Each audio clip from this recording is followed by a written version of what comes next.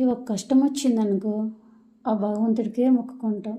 తండ్రి, ఏంటి తండ్రి మాకు ఇన్ని కష్టాలు ఇచ్చావని అంటాం. కానీ ఆ కష్టాలు వచ్చిందంతా మనకే వస్తుంది.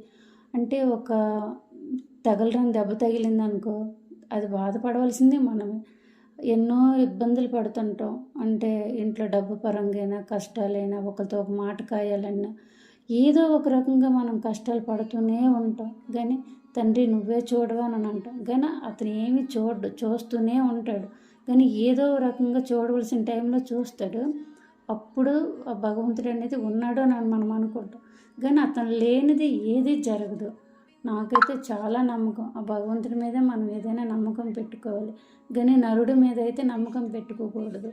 ఏ రకంగా మంచి చేస్తారో తెలియదు, ఏ రకంగా నిందలేస్తారో తెలియదు. కానీ ఏదో ఒక రూపంగా మనిషి రూపంలోనే వస్తారు అతను.